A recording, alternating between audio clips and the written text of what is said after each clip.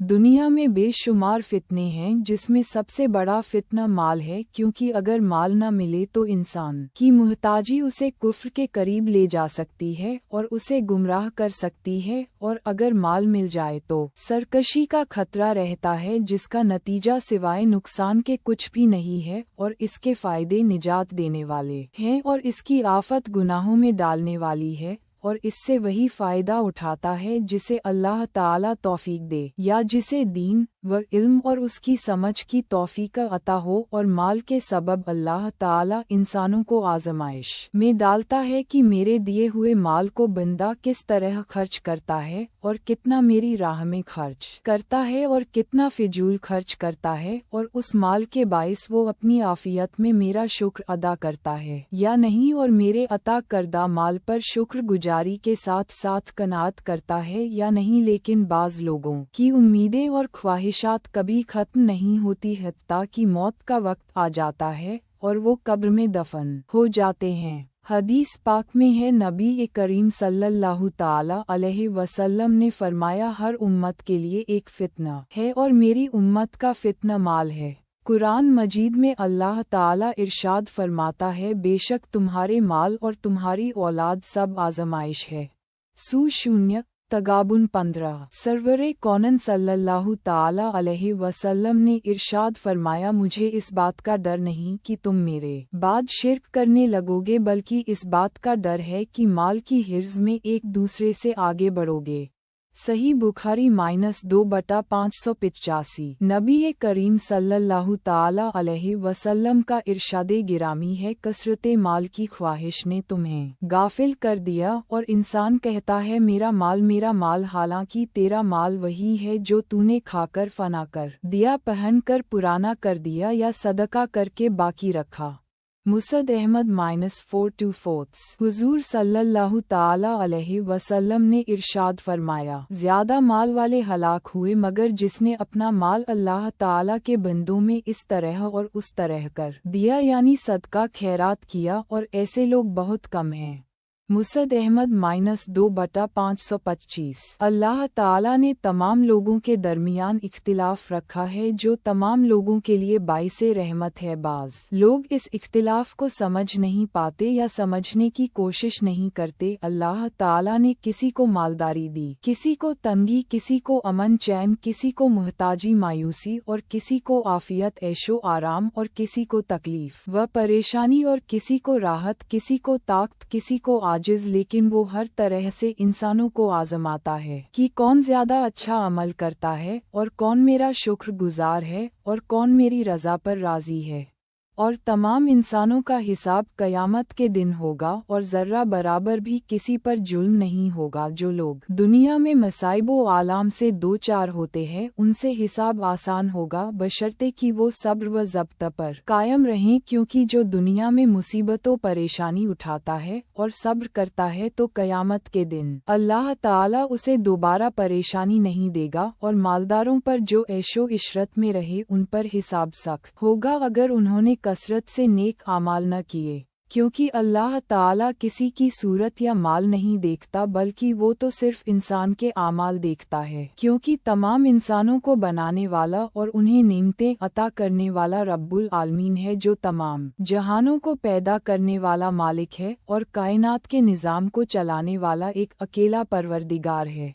कुरान मजीद में अल्लाह ताला इरशाद फरमाता है, ए ईमान वालो, तुम्हारे माल और तुम्हारी औलाद तुम्हें अल्लाह के जिक्र से गाफिल न कर दें, और जो ऐसा करेगा वही लोग नुकसान उठाने वाले हैं।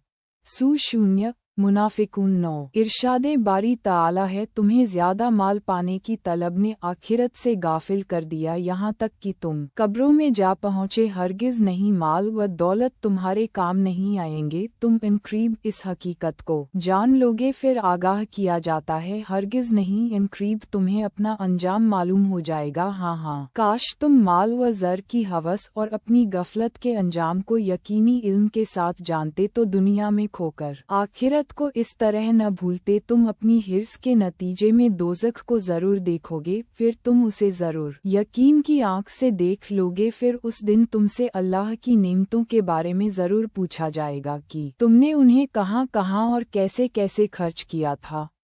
सू 0 तकासुर 1-8। नबी करीम सल्लल्लाहु ताला अलैहि वसल्लम ने इरशाद फरमाया, 2 भूखे भेड़िए बकरियों के रेवड़ में छोड़ दिए जाएं तो वो उसको इतना तबाह और बर्बाद नहीं करेंगे जितना माल पाने की चाहत दीन को बर्बाद कर देती है।